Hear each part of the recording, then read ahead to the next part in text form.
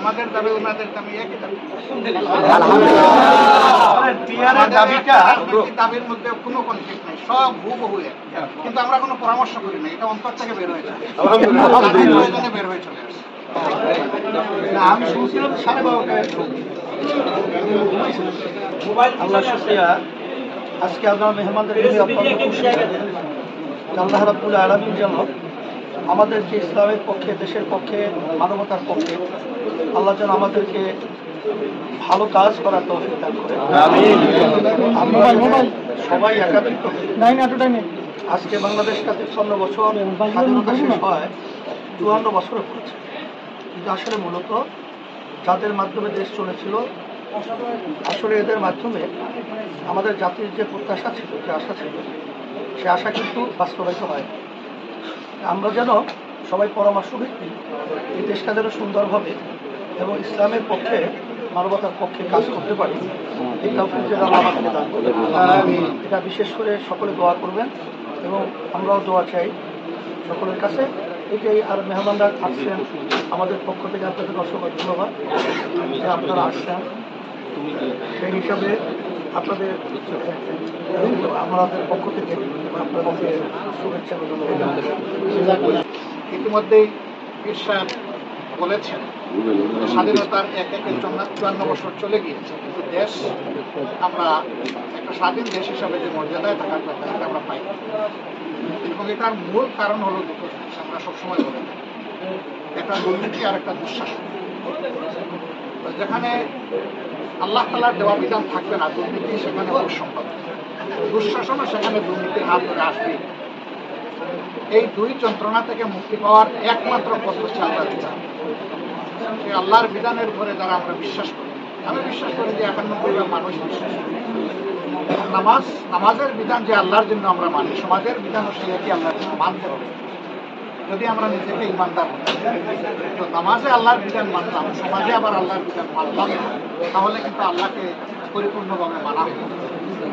এই ক্ষেত্রে আল্লাহ তাআলার প্রতি হুঁশিয়ারিও আছে।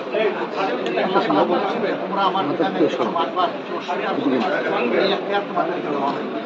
এরকম যারা করবে দুনিয়ায় তারা অপমানিত লাঞ্ছিত হবে, আর আখিরাতে তাদের জন্য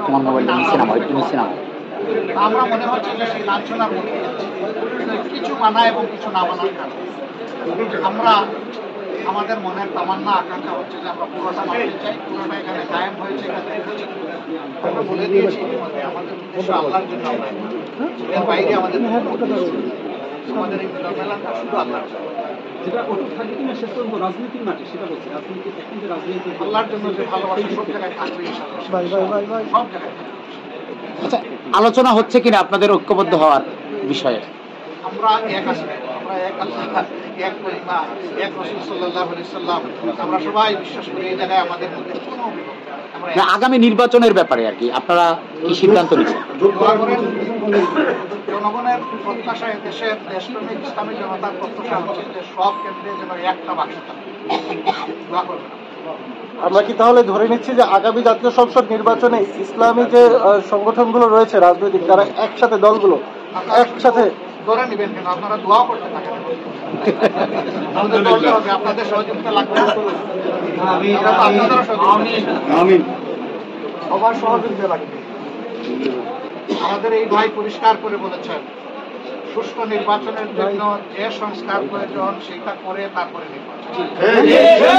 একই কথা আমাদের, ভিন্ন কোনো কথা নেই। স্থানীয় সরকার নির্বাচন আগে চাচ্ছেন না জাতীয় নির্বাচনটা আগে চাচ্ছেন? আগে সংস্কারটা হোক না, আগে মানে তরকারি পাকানোর জন্য মাছ সবজি সব কিনে আনি, কাটাকুটি হোক, প্রসেসিং হোক, তারপরে কড়াইতে চড়াবো ইনশাআল্লাহ। দেশের বিরুদ্ধে বিভিন্ন ধরনের কথা বলছে সাবেক স্বৈরশাসক নামে যে আপনারা আখ্যা দিয়েছেন সেই আওয়ামী লীগ, আপনারা কি বলবেন? দেশকে অস্থিতিশীল করার জন্য তারা নাকি পায়তারা করছে, এরকম মন্তব্য আসে, আপনি কি বলবেন? মন্তব্য করবো কেন? তারা তো ইতিমধ্যে দৃশ্যমান হয়েছে তাদের সেই সমস্ত ষড়যন্ত্র। আল্লাহ রাব্বুল আলামিন তাদের সকল ষড়যন্ত্র অতীতে ব্যর্থ করেছেন, আগামীতেও ব্যর্থ হবে। ভারত প্রসঙ্গে একটু বলেন, ভারত যে কাঁটাতারের বেড়া দিচ্ছে সেখানে মুখোমুখি অবস্থায়, এই অবস্থায় আপনার দলের পক্ষ থেকে কি বার্তা আছে? আপনারা বিষয়টাকে কিভাবে দেখছেন? কতটুকু সুসম্পর্ক হওয়ার সম্ভাবনা আছে জামাত সহ? ভারতের ব্যাপারে আপনারা জানতে চেয়েছেন, ভারত আমাদের প্রতিবেশী। ধরে নেন যে আপনার আমার ঘর পাশাপাশি, আমরা কি কাঁটা তারের বেড়া দিয়ে বসবাস করি? করি না। পরস্পরের জন্য পরস্পরের দুয়ার খোলা থাকে না? থাকে। আমরা ভারতের কাছে সেইটা প্রত্যাশা করি। কাঁটা তারের বেড়া এখন নেই, তবু আগ থেকে শুরু করেছে, দেওয়া অব্যাহত আছে। এটি আমাদের নতজানু পররাষ্ট্র ঈশ্বরের কাছে একটা প্রশ্ন। আমরা এটা সামনের রমজান দ্রব্যমূল্য কতটা নিয়ন্ত্রণে আছে বলে মনে করেন? আরো স্বাভাবিক হওয়া দরকার কিনা?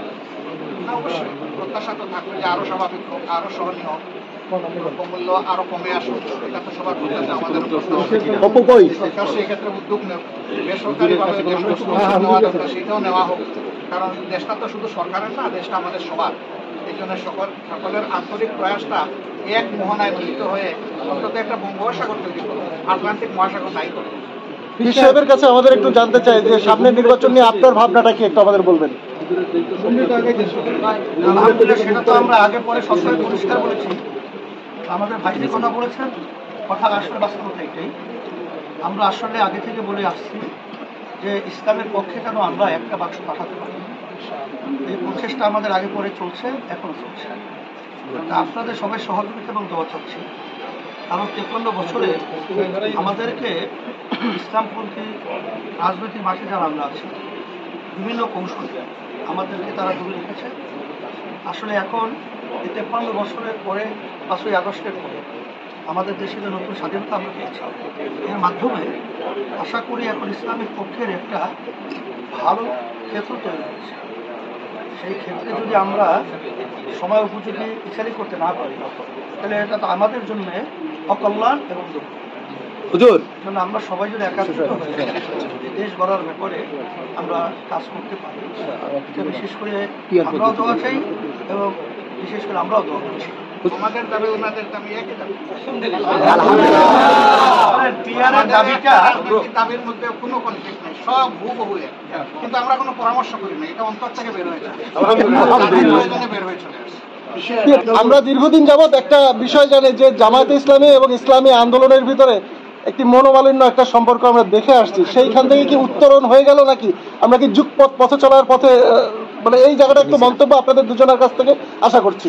একটা বিচার ব্যবধানতা রাজনীতি মাঠে যারা কাজ করে থাকতেই পারে। আমি কিছুদিন আগে এক সাংবাদিক থেকে বলছিলাম যে আমাদের উদ্দেশ্য ঢাকা পৌঁছা, রুট ভিন্নতা থাকতে পারে, কিন্তু এখানে মূল ব্যাপারটা হলো চিন্তার ব্যবধানতা। আমরা ইসলামী আন্দোলন বাংলাদেশ মনে করি যে বাংলাদেশে 100-র ভিতরে 92 জনের মতো মুসলমান বসবাস করে। এই দেশের ভিতরে বাস্তবতা হলো ইসলামী নীতি আদর্শটাই এক পর্যায়ে রাষ্ট্রীয় পর্যায়ে বাস্তবায়িত হবে এবং এটাই বাস্তবতা।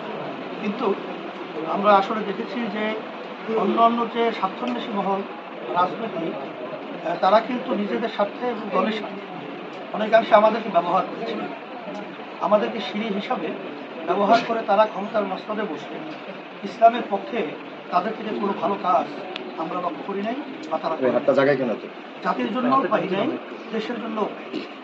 আর ইসলামী আন্দোলন বাংলাদেশ আমাদের চিন্তাটা হলো যে আমরা কারো সিঁড়ি হব না, আমরা পরকাছা হব না, আমরা নিজেরাই ইসলামের পক্ষে একটা শক্তি অর্জন করব এবং ইসলামী শক্তি নিয়ে আপনার বাংলাদেশের ক্ষমতার মস্তদে এটা থাকবে। এটাই আমাদের চিন্তা ছিল। আলহামদুলিল্লাহ, বলছি যে ভাই ভাই ভাইয়ের ব্যবধান থাকে না, তার মন্তব্য আমার মন্তব্য একই মন্তব্য, আলাদা কিছু। আচ্ছা, আমার একটা প্রশ্ন।